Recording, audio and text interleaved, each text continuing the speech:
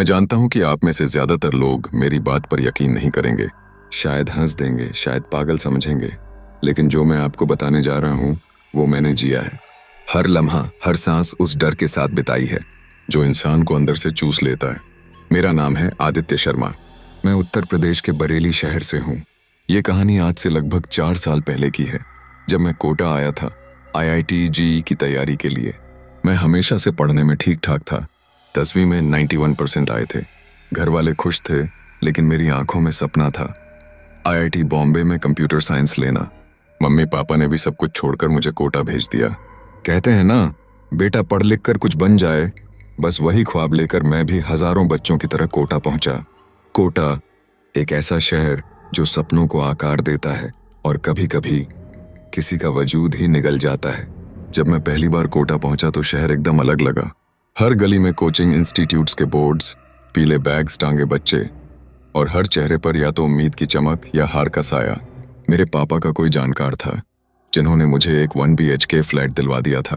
उनका कहना था थोड़ा पुराना है पर साफ सुथरा है और पढ़ने के लिए बिल्कुल शांत जगह है। मैंने सोचा चलो ठीक है, हॉस्टल में तो शोरगुल रहता है, फ्लैट रहेगा तो पढ़ाई भी सही से होगी। शुरुआत में सब कुछ नॉर्मल लग रहा था। फ्लैट पुराना जरूर था पर बड़ा था। किचन, बाथरूम, बेडरूम और एक छोटा सा ड्राइंग रूम। दीवारों पर सीलन थी, लेकिन पढ़ाई के जुनून के आगे वो सब फालतू लग रहा था। लेकिन शायद मुझे तभी समझ जाना चाहिए था जब मकान मालिक ने चाबी देते वक्त मेरी आंखों में देखकर कहा था, रात में बालकनी मत खोलना बेटा, ठंडी हवा नहीं आती वहां से, बस कुछ और आता है। मैं हंस पड़ा था। मुझे लगा बुजुर्ग आदमी है, ऐसे ही कुछ कह रहा होगा। उस वक्त मुझे क्या पता था कि वही बालकनी एक दिन मेरी हिम्मत का इम्तिहान लेगी। अब आप सोच रहे होंगे कि मैं ये सब क्यों बता रहा हूँ। क्यों एक ऐसा लड़का जो IIT की तैयारी करने कोटा गया था, अब 4 साल बाद ये कहानी किसी अजनबी को सुना रहा है? क्योंकि मैं चाहता हूं कि आप जानें कि क्या हो सकता है जब आप किसी ऐसे मकान में चले जाएं जो खाली नहीं है। कभी कभी जिन दीवारों को आप छूते हैं वहां सिर्फ ईंट और पलस्तर नहीं होता, वहां कुछ और भी रहता है। कुछ जो आपको देख रहा होता है, हर वक्त आपकी सांसों को गिन रहा होता है। ये कहानी मैंने आज तक किसी को नहीं सुनाई थी, ना मम्मी को, ना दोस्तों को, ना उस लड़की को जिसे मैं अब भी कहीं ना कहीं पसंद करता हूं। पर अब वक्त आ गया है, अब ये कहानी बाहर आनी चाहिए। उस फ्लैट में जो हुआ वो सिर्फ डरावना नहीं था, वो एक ऐसा अनुभव था जिसने मेरी सोच, मेरा विश्वास और यहाँ तक कि मेरी हस्ती को हिला दिया। मैं हर रात उस फ्लैट में क्या देखता था? क्यों मुझे लगा कि वहां कोई और भी है जो मुझे बस देख नहीं रहा बल्कि इंतजार कर रहा है। और उस फ्लैट की पुरानी कहानी क्या है जो वहां के दरो दीवार में अब भी दबी हुई है, मैं सब बताऊंगा एक एक करके। हर वो रात, हर वो आवाज, हर वो दरवाजा जो खुद ब खुद खुल जाता था, हर वो सपना जो हकीकत से ज्यादा सच्चा लगता था। अगर आपके अंदर हिम्मत है तो मेरी ये कहानी सुनिए, पर एक सलाह है, अकेले मत सुनिए और रात में बिल्कुल नहीं। जब मैं पहली बार उस फ्लैट में घुसा तो कुछ अजीब सा सन्नाटा था वहां। न कोई आवाज, न कोई हरकत, बस पुरानी दीवारों की सीलन की हल्की सी गंध और बंद खिड़कियों से छनकर आती धूप की धुंधली किरणें। मेरे पास ज्यादा सामान नहीं था। एक बड़ा बैग जिसमें किताबें और कपड़े थे, एक थैला जिसमें थोड़े खाने पीने का सामान था और पापा की दी हुई भगवान की फोटो जो उन्होंने जाते वक्त मेरे बैग में जबरदस्ती रख दी थी। नया घर है बेटा, मंदिर नहीं होगा तो वहां रख देना। मैंने फोटो निकालकर सबसे पहले उस कमरे की दीवार पर टांग दी जहां मैंने सोचा था कि मेरा बेड लगेगा। न जाने क्यों अंदर एक अजीब सी बेचैनी थी, लेकिन मैंने उस वक्त उसे सिर्फ थकान और नए शहर की घबराहट समझा। फ्लैट की पहली सुबह रात ठीक से नींद नहीं आई। ज्यादा कुछ नहीं हुआ, बस नए बिस्तर की खुशबू और पंखे की आवाज, कभी कभी खिड़की की दरार से आती हवा की सरसराहट। लेकिन सुबह उठते ही लगा कि हाँ, अब जिंदगी की असली जंग शुरू हो रही है। मैंने फोन उठाया। सुबह के 6 हो रहे थे। कोटा की सुबह कुछ अलग ही होती है। हर गली से किसी न किसी कोचिंग की घंटी की आवाज, बच्चों के चलने की आहट और वो फेमिलियर येलो कलर्ड बैग्स जो हर स्टूडेंट की पहचान बन चुके हैं। मुझे भी उसी भीड़ का हिस्सा बनना था। मैंने बिस्तर से उठकर सबसे पहले खुद को आईने में देखा। आंखें थोड़ी सूजी हुई थीं, नींद पूरी नहीं थी, लेकिन एक अजीब सी एक्साइटमेंट थी। पहली, मेरी कोचिंग रेजोनेंस फ्लैट से लगभग 15 मिनट की दूरी पर थी। मैंने पहले ही गूगल मैप्स में रूट सेव कर रखा था। एक छोटा सा बैग टांगा, पानी की बोतल रखी और घर से निकला। गली से बाहर निकलते ही कोटा की असली दुनिया दिखी। लड़के लड़कियां अपने अपने ग्रुप्स में बातें करते हुए, कुछ साइकिल पर, कुछ पैदल और कुछ पूरी तरह बुक्स में डूबे हुए। हर चेहरा या तो किसी सवाल के सोल्यूशन में खोया था या किसी मॉक टेस्ट के मार्क से परेशान। मैं चुपचाप चल रहा था। कोई जान पहचान नहीं थी। वो अजनबीपन का एहसास थोड़ा भारी लग रहा था, लेकिन दिल में एक विश्वास था, बस कुछ महीने की बात है, फिर सब अच्छा हो जाएगा। पहली क्लास का अनुभव, रेजोनेंस का पहला इंप्रेशन जबरदस्त था। एकदम प्रोफेशनल माहौल, बड़े बड़े एसी क्लासरूम्स और बोर्ड पर लिखते हुए एक ऐसे टीचर जो किसी मूवी के प्रोफेसर जैसे लग रहे थे। मेरी पहली क्लास फिजिक्स की थी। सर बड़े पैशन से समझा रहे थे और हर सवाल पर एक रियल लाइफ एग्जाम्पल दे रहे थे। मान लीजिए आप फ्लैट से कोचिंग आ रहे हैं और आपकी वेलोसिटी कांस्टेंट है। मैं थोड़ा मुस्कुराया। लगा अरे ये तो मेरी ही कहानी हो गई। लेकिन तभी मेरी नज़र क्लासरूम के कोने में बैठे एक लड़के पर पड़ी। वो पूरे समय नीचे देख रहा था, एकदम मोशनलेस। पहले लगा शायद ध्यान नहीं दे रहा, पर फिर रियलाइज हुआ कि शायद कोई इश्यू है। मैंने सोचा बाद में बात करूंगा, अभी फोकस करता हूँ। 12 बजे लंच ब्रेक हुआ। सब बाहर निकले, कैफेटेरिया में जा रहे थे या घर से लाया हुआ टिफिन निकाल रहे थे। मेरे पास कुछ भी नहीं था, बस सुबह का रखा पराठा एक कागज में लिपटा हुआ। मैं एक कोने में बैठ गया। वहां आसपास कोई नहीं था। मन में एक अजीब सा खालीपन था। नए दोस्त नहीं, जान पहचान नहीं और सामने मुश्किलों का पहाड़। ये रास्ता चुना है तो चलना तो पड़ेगा, मैंने खुद से कहा। खाना खाते हुए मैंने कमरे में बैठे उस शांत लड़के की तरफ फिर देखा, लेकिन इस बार वो वहां नहीं था। शायद क्लास बदल गया होगा। शाम करीब 5 बजे मैं वापस फ्लैट पहुंचा। पैर दुख रहे थे, दिमाग भरा हुआ था।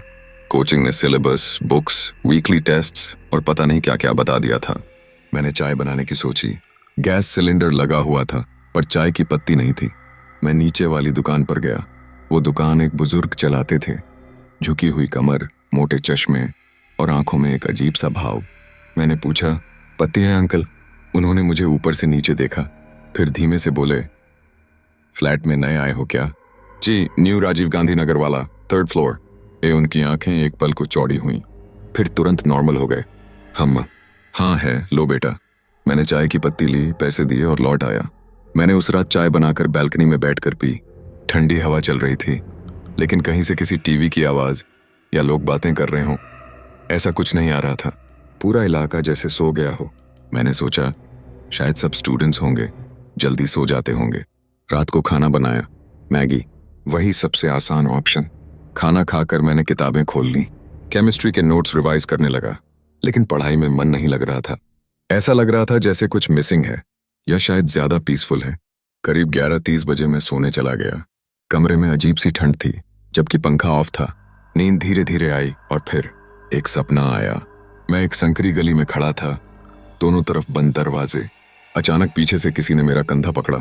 मैंने मुड़कर देखा तो कोई नहीं था, पर वो हाथ की पकड़ अब भी महसूस हो रही थी। मैं हड़बड़ा कर उठ गया, पसीने से भीगा हुआ। घड़ी देखी, 3 AM। सब कुछ शांत था, बहुत ज्यादा शांत। लेकिन नहीं, अभी डरने जैसी कोई बात नहीं थी। मैंने खुद से कहा, सिर्फ सपना था, नर्वसनेस है, नया शहर है।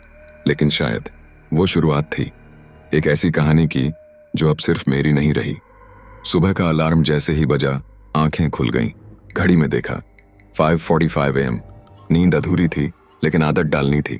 यही रूटीन अब मेरा हिस्सा बनने वाला था। बिस्तर से उठकर सबसे पहले मैं बालकनी में गया।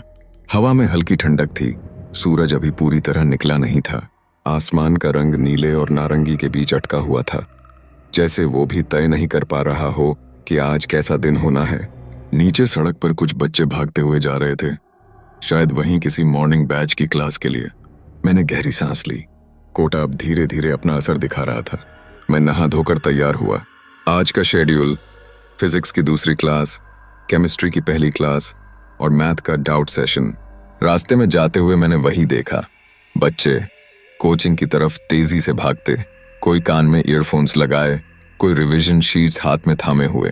रेजोनेंस की बिल्डिंग के बाहर एक हल्की सी भीड़ थी। मैं रोज की तरह सीधा अपनी क्लास में गया और पिछली बेंच पर बैठ गया। आदत सी बन गई थी, किसी से ज्यादा बातें न करना। लेकिन आज एक लड़का मेरे पास आकर बैठ गया, दुबला पतला, कंधे पर झुका बैग और आंखों में थकान। हाय, मैं राहुल। उसने हाथ बढ़ाया। आदित्य, मैंने जवाब दिया, थोड़ा संकोच से। नया आया है क्या तू भी? उसने पूछा। मैंने सिर हिलाया। हाँ, 3 दिन हुए। सालों से ये शहर वैसे ही है, बस बच्चे बदलते हैं। वो हंस पड़ा। उसकी ये बात मुझे अंदर तक चुभ गई। सच था, ये शहर इंसानों से ज्यादा उनकी रूटीन और डेडलाइन से भरा हुआ है। केमिस्ट्री, एक उलझा हुआ विषय और एक नोटबुक का गिरना। केमिस्ट्री की क्लास थोड़ी भारी थी। तभी एक अजीब सी बात हुई। मेरे बैग से रखी हुई नोटबुक खुद ब खुद नीचे गिर गई। राहुल ने देखा। अरे, तेरे बैग से गिर गई क्या? मैंने झुककर उठाई, फिर बैग चेक किया। पूरा बंद था, चेन लगी हुई थी। थोड़ा अजीब तो लगा, लेकिन फिर सोचा शायद रखी सही नहीं थी, किसी तरह नीचे फिसल गई होगी। लंच टाइम में आज राहुल ने मुझे अपने ग्रुप से मिलवाया। 2 और लड़के थे, मयंक और सुशांत। तीनों एक ही पीजी में रहते थे। बातें करते हुए राहुल ने पूछा, तू कहाँ रहता है? New Rajiv Gandhi Nagar, 3rd floor, एक 1 BHK फ्लैट। तीनों थोड़ी देर चुप हो गए। ओह ठीक है, अकेले रहता है? हाँ। फिर मयंक बोला, कोटा में अकेले रहना थोड़ा भारी पड़ता है कभी कभी, स्पेशली जब सिलेबस दबा दे। उसका लहजा हल्का था, लेकिन शब्दों में कुछ और छिपा था। मैंने सिर हिलाया। अभी तो ठीक लग रहा है, पर सच कहूं तो सब ठीक नहीं था। सिर्फ अभी तक कुछ गड़बड़ दिखा नहीं था। शाम 6 बजे जब फ्लैट पहुंचा तो पूरे शरीर में अजीब थकान थी, जैसे दिमाग ने बॉडी को भी थका दिया हो। मैंने सोचा चलो कुछ बना लूं, चाय या ब्रेड पकौड़ा। जैसे ही किचन में गया, मिक्सर चलाने की सोची, लेकिन जैसे ही स्विच ऑन किया, एक तेज घरघराहट हुई और मिक्सर तुरंत बंद हो गया। क्या मिक्सर जल गया? मैंने चेक किया। नहीं, प्लग सही था, वायर सही था, बस आवाज आई और बंद। मैंने अनप्लग किया और वापस रखा। उसी समय खिड़की से एक ठंडी हवा अंदर आई और उस एक पल के लिए मुझे ऐसा लगा जैसे फ्लैट में कोई और भी है। लेकिन फिर तुरंत ही दिमाग ने तर्क दिया, अरे बाहर हवा तेज है, कुछ नहीं है। मैंने लाइट्स ऑफ की और किताबें उठाई। रात को 10:30 बजे जब पढ़ाई करने का मन नहीं था तो मैंने एक पुरानी कॉपी उठाई, उसी में लिखना शुरू किया। आज दूसरी क्लास थी, सिलेबस भारी लग रहा है। राहुल ठीक है, उससे बात करना अच्छा लगता है, लेकिन फ्लैट में कुछ ऑफ सा है। अकेलेपन की आदत पड़ रही है या कुछ और है? कल किताब खुद ब खुद गिरी थी, मिक्सर भी एक अजीब आवाज करके बंद हो गया, पर कोई लॉजिकल रीजन होगा। मुझे ओवरथिंक नहीं करना चाहिए। बस अगले हफ्ते टेस्ट है, पढ़ाई करनी है।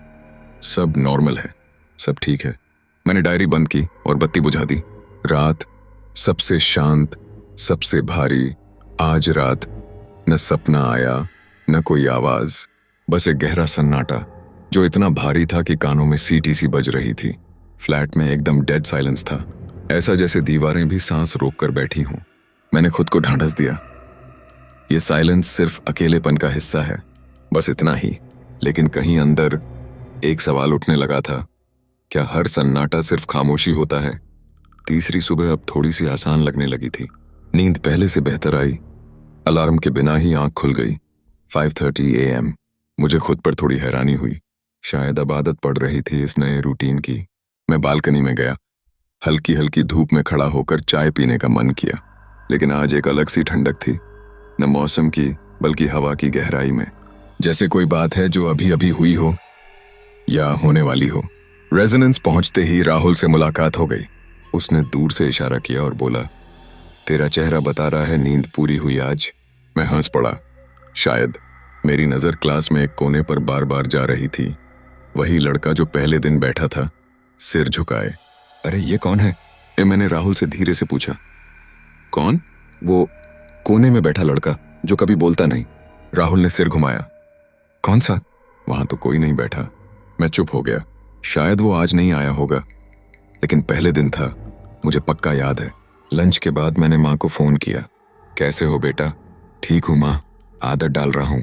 अकेलापन तो नहीं लगता? उन्होंने पूछा। मैंने झूठ बोला, नहीं माँ, बिल्कुल नहीं। वो हंसी, फिर बोली, अभी तुम्हारे पापा को कह रही थी, अब ये लड़का बड़ा हो गया है। हम दोनों हंसे, लेकिन मेरी हंसी थोड़ी धीमी थी, क्योंकि अकेलापन अब सिर्फ अकेलापन नहीं रहा था, अब वो कुछ और भी बनता जा रहा था। शाम को जब मैं चाय लेने नीचे गया तो सामने वाली बिल्डिंग के बाहर बैठे एक बुजुर्ग मिले, शायद यहीं के पुराने निवासी होंगे। उन्होंने मुझे देखकर पूछा, बेटा कहाँ रहते हो? 3rd फ्लोर 1 BHK वाला फ्लैट। उनके चेहरे पर हल्की सी सिकुड़न आई। हम वहाँ कई बच्चे रहे हैं पहले भी। पढ़ने आते हैं फिर चले जाते हैं। अच्छा? हाँ, बहुत सालों से चल रहा है ये। फिर वो चुप हो गए और बस चाय की तरफ देखने लगे। मैंने कुछ और नहीं पूछा। रात को मैंने जल्दी डिनर कर लिया। दाल चावल बनाया था, थोड़ी सी जल गई दाल लेकिन खा ली। फिर यूजुअल रूटीन, थोड़ी पढ़ाई, फिर डायरी में कुछ लिखा। आज का दिन बहुत नॉर्मल था, लेकिन क्लास में वही लड़का नहीं दिखा जिसे पहले दिन देखा था। हो सकता है मेरी गलती हो। एक बुजुर्ग मिले जो बोले कि यहाँ पहले भी बच्चे रहते थे। मुझे जानकर अच्छा लगा। शायद मैं अकेला नहीं हूँ इस घर में रहा करने वाला। फिर मैं सोने चला गया, लेकिन आज कुछ अलग हुआ। करीब 2 AM पर मेरी नींद अचानक खुल गई, किसी खटखट की आवाज से। धीरे से उठकर देखा, खिड़की पूरी तरह बंद थी, दरवाजा भी लॉक था। फिर भी जैसे दीवार के पीछे से कोई धीमी सी आहट आ रही थी।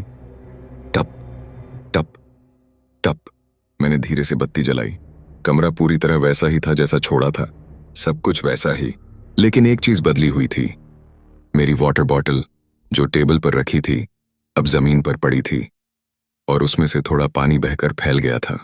मैंने खुद को समझाया, शायद रखा ढंग से नहीं था और गिर गई होगी, लेकिन एक बात ने मुझे उलझा दिया। टेबल का सरफेस पूरी तरह समतल था और बॉटल पूरा सीधा रखा था। मैंने चुपचाप बॉटल उठाई, पानी पोंछा और लाइट बंद कर दी। लेकिन जब बिस्तर पर वापस लेटा तो एक ख्याल बहुत जोर से आया। क्या मैं सच में अकेला हूं इस फ्लैट में? सुबह की पहली रोशनी, सब कुछ वैसा ही, फिर भी थोड़ा अलग। जब सूरज निकला तो सब कुछ फिर से सामान्य था। वही किताबें, वही साइलेंस, वही स्केड्यूल। लेकिन अब मेरी आंखों में कुछ बदल चुका था। अब हर चीज को मैं 2 बार देखता था, एक बार आंखों से और एक बार शक से। रात का वक्त था, लगभग 2:30 AM। नींद पूरी तरह से उड़ चुकी थी। जैसे कुछ महसूस हो रहा था, एक हल्की सी अनहोनी का आभास। दिल में एक अजीब सा दबाव था। कमरे में अंधेरा था, सिर्फ स्टडी टेबल पर रखी हुई डेस्क लाइट की हल्की सी रोशनी चमक रही थी। मैंने पलकें झपकी और एक गहरी सांस ली। मुझे लगा कि शायद ये सब बस मेरी घबराहट है। 1 महीना हो चुका था अकेले यहाँ और दिन ब दिन डर बढ़ रहा था। लेकिन उस रात कुछ अलग हुआ। अचानक से मैंने सुनी एक हल्की सी आवाज, जैसे कोई धीरे से खांस रहा हो। बड़ी मुश्किल से सोने का मन बना ही रहा था कि यह आवाज आई। मैंने सुनी और पल भर के लिए चौंक गया। क्या ये मेरी दीवारों का आवाज थी या कुछ और? मेरे कमरे के अंदर सन्नाटा था, फिर भी वो खांसी जैसे बहुत पास से आई थी। कभी कभी ऐसा लगता है जैसे घर में कोई है, मगर फिर अचानक से चुप हो जाता है।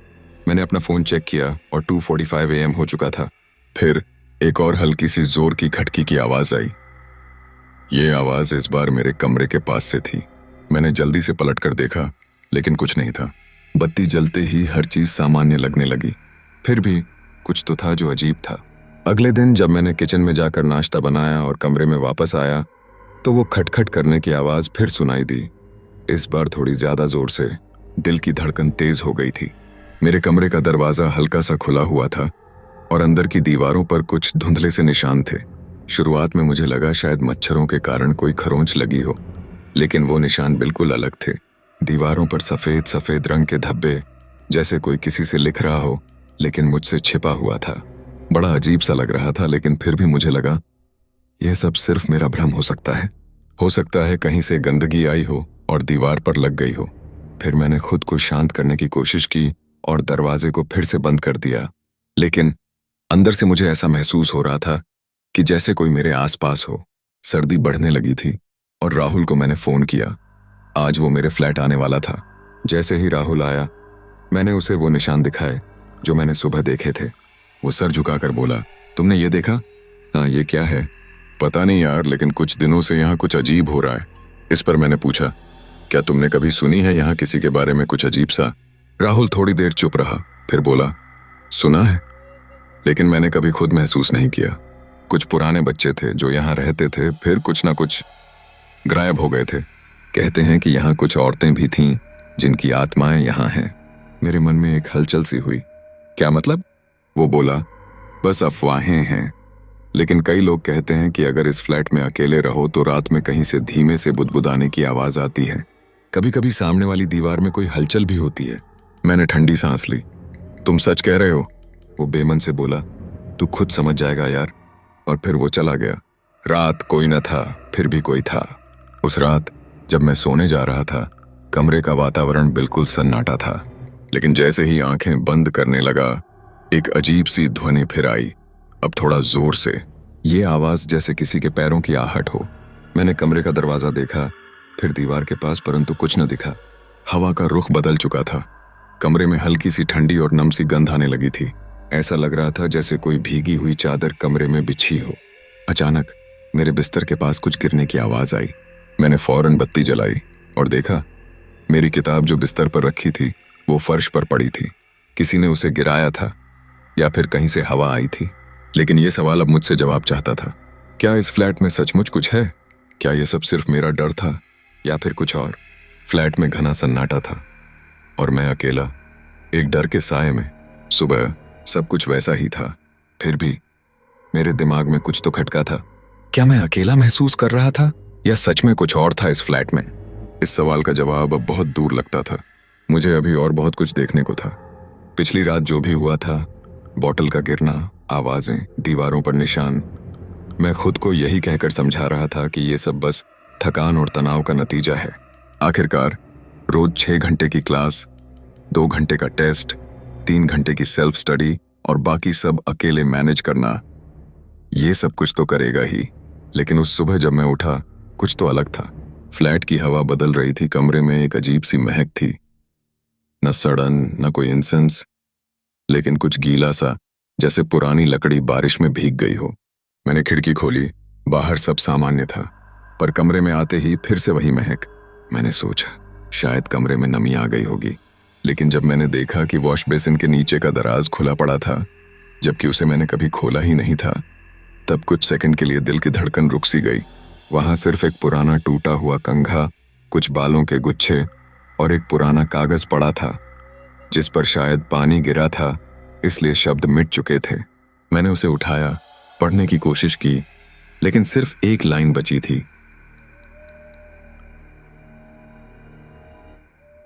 वो रातें जब कोई बोलता नहीं, सिर्फ देखता है। मैंने जल्दी से कागज मोड़कर दराज में ही छोड़ दिया और फिर से उसे बंद कर दिया। दिन जैसे बीत रहे थे, पर फ्लैट वैसा नहीं रहा था। अगले 2-3 दिन सब कुछ लगभग सामान्य था। कोचिंग जाना, खुद से नोट्स बनाना, रात को खाना बनाना, पर हर दिन की शुरुआत और अंत एक अजीब से एहसास के साथ होती थी, जैसे घर में कोई और भी हो। कभी कभी मैं बालकनी में खड़ा होकर नीचे देखता और मुझे लगता कि सामने वाली इमारत की खिड़की से कोई मुझे देख रहा है, लेकिन जब ध्यान से देखता तो वहां कोई नहीं होता। कभी वॉशरूम से पानी टपकने की आवाज आती, लेकिन सब नल बंद होते।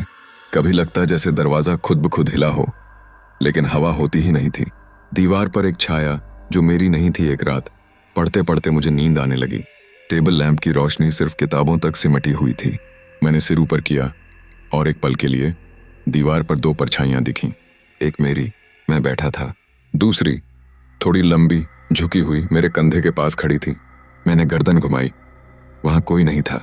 लाइट बंद कर दी, फिर जलाकर दोबारा देखा। अब सिर्फ मेरी ही परछाई थी। मैंने सोचा शायद मेरी थकान है, लेकिन वो परछाई, उसकी शक्ल में कुछ गलत था, जैसे इंसानी ना होकर कोई मोड़ ली गई रेखा हो, कुछ टूटा हुआ सा। राहुल का अजीब व्यवहार, अब राहुल भी थोड़ा बदल गया था। जब फोन करता तो वो बहुत अवॉइड करने लगता। भाई आज फ्लैट में सो जाऊं क्या? यार मैं बाहर हूं, या मेरे कुछ कजिन्स आए हैं, ऐसे बहाने बनने लगे। एक बार मैंने पूछा, तू आना बंद क्यों कर दिया? वो चुप हो गया, फिर बोला, कुछ नहीं यार, बस वैसे ही। लेकिन उसके आवाज में एक कमी थी, एक डर था जो वो कह नहीं पा रहा था। खिड़की का शीशा और अंधेरे में कुछ और। एक रात मैं बालकनी में बैठा था, चाय के साथ। हवा तेज चल रही थी, सामने वाली खिड़की में रोशनी जल रही थी, और तभी एक चेहरा दिखा। अधूरी सी रेखाएं, सफेद आंखें और बिल्कुल एक्सप्रेशनलेस। मैंने झपक कर दोबारा देखा, वहां कुछ नहीं था, लेकिन तब तक मेरी चाय ठंडी हो चुकी थी और हाथ कांप रहे थे। फ्लैट में देर रात की हरकतें, अब लगभग हर रात कोई न कोई हल्की आहट, टपकती पानी की आवाज, फर्नीचर की चूं चां की हलचल सुनाई देने लगी थी। मैं सब कुछ एक्सप्लेन करने की कोशिश करता था। पड़ोस के लोग होंगे, नीचे वाली फ्लैट से आवाज आई होगी, इमारत पुरानी है, क्रैक हो सकते हैं, लेकिन मन मानता नहीं था। आखिरी लाइन जो मैंने पहली बार महसूस की, अब जब मैं लिख रहा हूं तो मुझे पहली बार ये फील हो रहा है कि ये फ्लैट सिर्फ एक घर नहीं है, एक जगह जो दिखती तो है बंद कमरों जैसी, पर हर दीवार के पीछे कोई सांस ले रहा है। हर दरवाजे के पास कोई खड़ा है, बस तुम जब तक पलटो वो हट चुका होता है। शायद वापस आने के लिए पिछली रात जैसे तैसे बीती थी। अजीब से सपने, किसी और के कमरे में खड़ा होना, कोई मेरी तरफ पीठ करके खड़ा है और मैं चीख नहीं पा रहा। जब सुबह नींद खुली तो कमरे में बहुत अजीब सी खामोशी थी। वो खामोशी जो केवल खाली मकानों में होती है, लेकिन जब मकान सच में खाली ना हो। मैंने उठते ही खिड़की खोली, पर सामने धुंधली सी परछाइयां अब भी दिख रही थीं। वो वही सामने वाली इमारत की खिड़की। इस बार मैंने सोचा जरा साफ साफ देखता हूं आज, लेकिन जैसे ही मैं ध्यान से देखने लगा, एक हल्का सा कंपन कमरे की दीवारों में महसूस हुआ। पुराने सामान की अलमारी, एक दबी हुई दुनिया। उस दिन मैं घर की सफाई करने का मन बना बैठा। कई हफ्तों से ये सोचता आ रहा था, लेकिन अब मन कर ही गया। वो पुरानी लकड़ी की अलमारी जो बिल्कुल पीछे के कमरे में थी, मैंने उसे पहली बार खोलने का मन बनाया। उसका दरवाजा अटक रहा था, लोहे के कुंडे पर जंग लगी थी।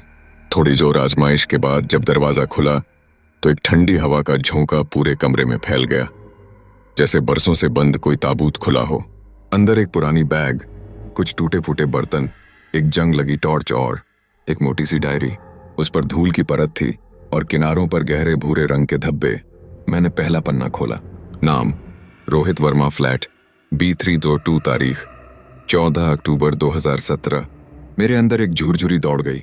यही फ्लैट, यही कमरा और 7 साल पहले का कोई लड़का। पहले पन्ने पर साफ लिखा था, मैं ये डायरी इसलिए लिख रहा हूं क्योंकि अब मेरी बात कोई सुनता नहीं, और अगर कल को कुछ हो जाए तो शायद कोई इसे पढ़े और समझे कि मैं झूठ नहीं कह रहा था। पढ़कर मेरा गला सूख गया। डायरी की स्याही और यादें। मैंने अगला पन्ना पलटा। पहले तो सब ठीक था, क्लासेस, दोस्त, हॉस्टल लाइफ। लेकिन फिर अचानक मैंने महसूस करना शुरू किया कि मैं अकेला नहीं हूं इस फ्लैट में। दीवारों से आवाजें आती थीं, बालकनी में परछाइयां दिखती थीं और रात में कोई मेरे सिरहाने बैठता था। मेरे हाथ कांपने लगे। मैंने और आगे पढ़ा। एक रात मेरी आंख खुली तो मैंने देखा कोई मेरे कमरे के कोने में खड़ा था, काले साए की तरह। न चेहरा न शरीर, बस अंधेरे का एक टुकड़ा। मैं चीखा लेकिन आवाज नहीं निकली। डायरी में एक पन्ना था जो थोड़ा गीला था, जैसे किसी ने उस पर पानी गिराया हो। उस पर बस 2 लाइनें लिखी थीं। वो अब मुझसे बातें करने लगा है। उसकी आवाज दीवारों में गूंजती है। उसके नीचे किसी और हैंडराइटिंग में एक अजीब लाइन थी, जो यहाँ रहता है वो अकेले को पसंद करता है। हर नया चेहरा एक पुराना हिस्सा बन जाता है। मैं रुक गया। मतलब, और कोई भी आ रहा है? और क्या सबके साथ ऐसा हुआ? पल भर की सच्चाई। ये सिर्फ डायरी नहीं थी। मैं सोच ही रहा था कि क्या ये सब झूठ है या सिर्फ किसी मेंटली डिस्टर्ब्ड लड़के की कल्पना। तभी अचानक कमरे की लाइट खुद ब खुद झपकने लगी। ट्यूबलाइट एक अजीब सी आवाज करने लगी और दीवार पर एक परछाई सी उभर आई, बिल्कुल वैसे ही जैसे डायरी में लिखा था। मैं पलटा, पर वहां कोई नहीं था।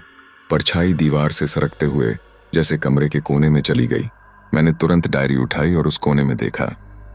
कुछ नहीं, लेकिन कमरे की दीवार पर अब वो पुरानी पेंसिल से खींची गई लकीरें दिखने लगीं, जैसे किसी ने वहां बहुत पहले कुछ लिखा हो, मिटा दिया हो, लेकिन निशान अब भी बाकी हैं। रात की खामोशी और धीरे धीरे खुलती पड़ते उस रात मैं डायरी पढ़ते पढ़ते ही सो गया, पर नींद नहीं आई।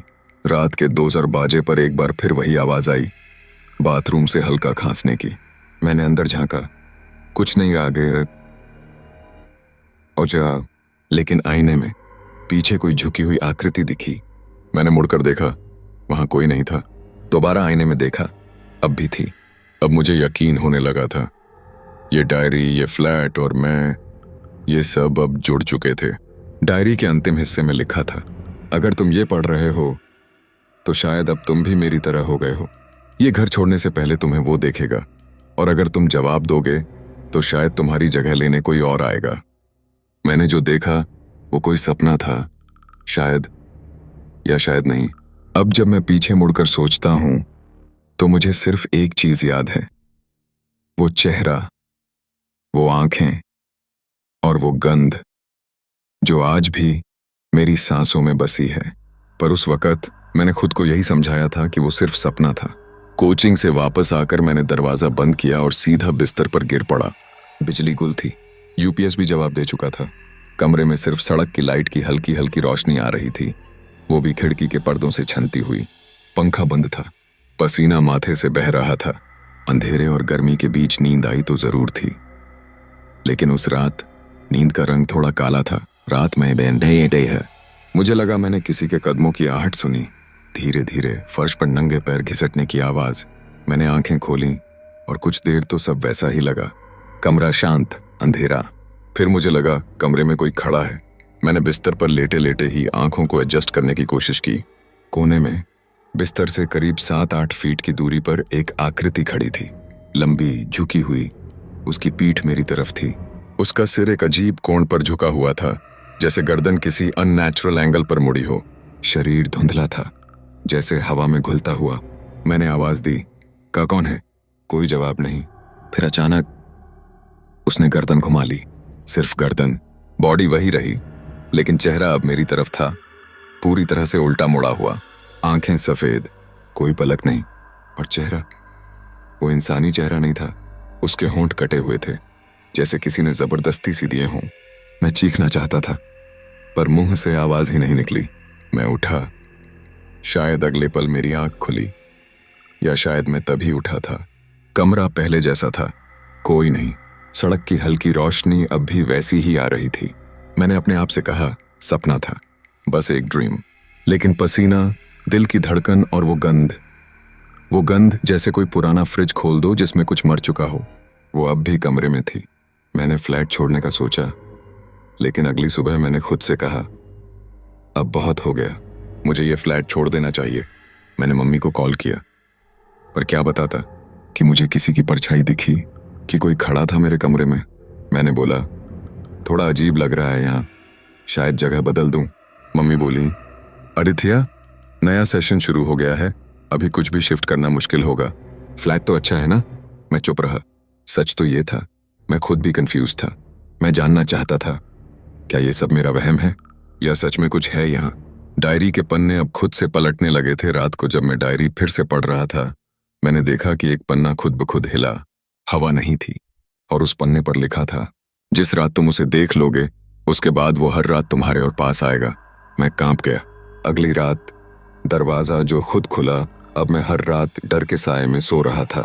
और फिर एक रात मुझे लगा कि कमरे का दरवाजा खुला है। मैंने देखा, सच में खुला था। मैंने तो बंद किया था सोने से पहले। फिर किसने खोला? मैं बिस्तर से उठा, धीरे से आगे बढ़ा। फुटस्टेप्स, धीमी पर साफ आवाजें, टप टप, जैसे कोई वॉशरूम से बाहर निकला हो। मैंने कमरे की लाइट ऑन की। वॉशरूम का दरवाजा थोड़ा खुला था। मैंने अंदर झांका, और दीवार पर किसी ने उंगलियों से कुछ लिखा था, तू भी चलेगा क्या? मैं पीछे हटा। उस रात लाइट जलाकर सोया।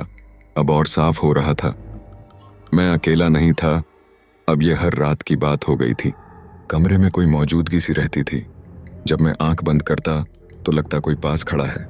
जब चलने की आवाज आती तो वो आवाज मेरे ही कानों में अटक जाती, जैसे किसी और को नहीं, सिर्फ मुझे ही सुनाई दे रही हो। मैंने पड़ोसी से बात की, भाई रात को कुछ आवाजें आती हैं क्या? वो बोला, नहीं यार, सब नॉर्मल है। पर उसकी नजरें जैसे कुछ छुपा रही थीं। अब अंधेरा सिर्फ कमरे में नहीं था, मुझ में भी था। हर दिन जैसे डर के साथ बीतता था। डायरी के पन्ने अब बदलते रहते थे, जैसे कोई नया पन्ना जुड़ गया हो। एक पन्ने पर लिखा था, जो दिखता है वो सपना नहीं होता, और जो सपना लगता है वो कभी कभी सच से भी ज्यादा सच्चा होता है। इस बार वो सपना नहीं था, और मैं जिंदा निकल आया। बस कैसे, मुझे खुद नहीं पता। 21 जुलाई, वो रात। उस दिन दोपहर तक सब ठीक था, मगर मेरे अंदर एक अजीब बेचैनी थी, जैसे कोई मेरे आसपास सांसें ले रहा हो, छू रहा हो, पर दिख नहीं रहा। मैंने फिर वही पुरानी तस्वीर देखी जो टेबल पर रखी थी, भगवान शिव की। वो मेरे पापा ने दी थी जब मैं कोटा आया था। मैंने अब तक उसे सिर्फ एक सजावट समझा था, पर उस रात वो मेरी ढाल बन गई। मैं करवट बदल रहा था। खिड़की के बाहर कोई हल्की सी परछाई दिख रही थी। पलंग के नीचे से एक साया निकला, लंबा, अजीब, जैसे किसी और दुनिया से। मैंने खुद को जबरदस्ती उठाया और कमरे की बत्ती जलाई। कोई नहीं, लेकिन टेबल पर रखी वो तस्वीर उल्टी पड़ी थी। किसने पलटी? मैं कांपने लगा। मेरे होंठ खुद ब खुद भगवान का नाम बुदबुदा रहे थे। मैंने बाथरूम से टपकती पानी की आवाज सुनी। दरवाजा आधा खुला था। मैंने झांक कर देखा, अंदर सब उल्टा था। आईना टूटा हुआ, दीवारों पर लाल उंगलियों के निशान, और एक लड़की झुकी हुई खड़ी थी, बाल चेहरे के आगे। उसके गले से कोई आवाज आ रही थी, जैसे कोई गाना गा रही हो। उल्टा मैं पीछे हटा, लड़खड़ा गया। तभी उसने गर्दन घुमा ली, धीरे से, पूरी तरह से। आंखें लाल, चेहरा इंसानी नहीं था, जबड़े से खून टपक रहा था। वो मुझे देख रही थी, सीधा मेरी आंखों में। मुझे नहीं पता मैं कैसे उठा। भगवान की तस्वीर टेबल से उठाई, कांपते हुए। मैंने देखा, कमरे की लाइट खुद से बुझ गई थी। मुझे लगा मैं कुछ सुन रहा हूं, फुसफुसाहटें। आदित्य, रुक जा, अभी तो खेल शुरू हुआ है। मैं चिल्लाना चाहता था, मगर आवाज बंद हो चुकी थी। तस्वीर को कसकर पकड़ा और दरवाजे की तरफ भागा। मैं बेयरफुट ही सीढ़ियां उतरने लगा। हर सीढ़ी पर पीछे से आवाज आती रही थी, जैसे कोई भाग रहा हो मेरे पीछे। मैं मुड़ा नहीं, भगवान की तस्वीर सीने से लगाई और भागता गया। सड़क पर आया तो देखा, पूरा इलाका शांत था। कोई गाड़ी नहीं, कोई आवाज नहीं, मगर मेरा शरीर पसीने में डूबा था। सांसें कांप रही थीं। मैं फुटपाथ पर बैठ गया, तस्वीर को पकड़े रोता रहा।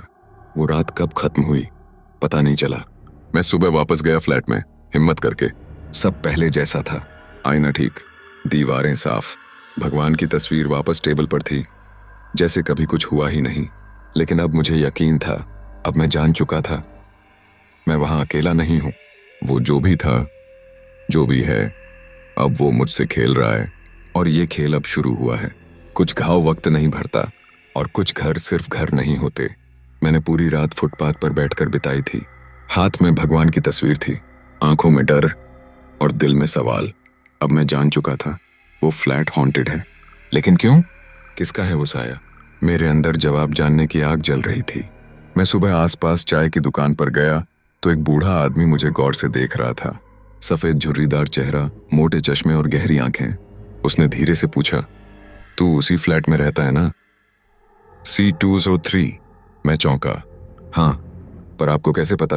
उसने चुपचाप बगल की कुर्सी पर बैठने का इशारा किया। मैं बैठ गया। उसने एक लंबी सांस ली और बोला, उस घर की कहानी मत पूछ बेटा, पर तू पूछ ही चुका है। कई साल पहले उस फ्लैट में एक परिवार रहता था, माँ, बाप और एक बेटी। बेटी बहुत शांत थी, नाम था रुचि। वो JEE की तैयारी कर रही थी, तेरे जैसे ही। लेकिन उसकी माँ बीमार रहती थी और बाप बेरोजगार। घर में कलह थी, अकेलापन था और उसके ऊपर पढ़ाई का दबाव। मैं बिना पलक झपकाए सुनता रहा। फिर एक रात रुचि ने छत से कूदकर आत्महत्या कर ली। उसने सुसाइड नोट में लिखा था, कोई नहीं सुनता मेरी, कोई समझता नहीं, अब मैं भी नहीं रहूंगी। माँ बाप की मानसिक स्थिति बिगड़ गई। माँ ने जहर खा लिया, बाप गायब हो गया, आज तक नहीं मिला। मैंने धीरे से पूछा, पर आत्मा जो मैंने देखा? बुजुर्ग ने मेरी आंखों में देखा। मरने के बाद रुचि की आत्मा उस घर में ही रह गई। वो सबको देखती है जो उसके जैसे होते हैं, अकेले, टूटी हिम्मत वाले, दबे हुए। वो ढूंढती है कोई जिसे वो साथ ले जा सके, और जिसने भी उसे देखा ज्यादा दिन नहीं रुका। मैं अब फ्लैट में एक रात भी नहीं रुक सकता था। मैं अपने बैच के एक दोस्त आयुष के पास रहने चला गया। उसने सब कुछ सुना और कहा, भाई घर छोड़, कोई भी फ्लैट ले ले, कुछ भी कर, पर वहां वापस मत जा। मैंने उसी दिन फैसला कर लिया, अब कोटा में नहीं रहूंगा। 3 दिन के अंदर मेरी हालत खराब हो गई। तेज बुखार, लगातार उल्टियां और भयानक सपने। रात को बुखार में तड़पते हुए मैं उस लड़की की आवाज सुनता, तू भी मुझे छोड़ के जा रहा है आदित्य? जैसे सब चले गए, मैं चीख कर उठता। मेरे दोस्त ने तुरंत घर फोन किया। मम्मी पापा भागते हुए आए, मुझे देखकर रो पड़े। मेरी आंखों के नीचे काले घेरे थे, शरीर आधा सूख चुका था, मैं बोल भी नहीं पा रहा था। पापा ने कुछ नहीं पूछा, बस मुझे गले लगाया और बोले, अब तू घर चलेगा बेटा। बस, मैंने कोई बहाना नहीं किया। मुझे नहीं लड़ना था अब, मैं थक चुका था। मैंने अपने सारे सामान पैक किया, फ्लैट में नहीं गया दोबारा। मालिक को फोन किया, मैं वापस नहीं आ पाऊंगा, सिक्योरिटी रख लेना। मैंने सोचा, क्या उसे पता है उसके फ्लैट में कौन रहता है? पर फिर सोचा, कई सच ऐसे होते हैं जिन्हें लोग जानते हुए भी अनदेखा करते हैं। घर आकर मैंने पहली बार चैन की नींद ली। कोई आवाज नहीं, कोई परछाई नहीं, कोई लड़की नहीं जो कहे तू भी मुझे छोड़ रहा है। कुछ महीने बाद एक नई शुरुआत, मैंने ऑनलाइन कोचिंग ज्वाइन कर ली। घर से ही पढ़ाई शुरू की। शुरू में डर साथ था, हर रात लग रहा था कोई है, पर धीरे धीरे वो साया धुंधला होने लगा। अगले साल मैं एनआईटी में सिलेक्ट हो गया। पापा ने कहा, देखा, जहां मन साफ हो वहां कामयाबी खुद आती है। पर कभी कभी रात को, आज भी जब मैं अकेला होता हूं, कभी कभी वो सपने में आती है। वही लड़की, सफेद आंखें, झुका चेहरा, पूछती है, तेरे पास मेरी डायरी अब भी है ना? हाँ, अब भी है।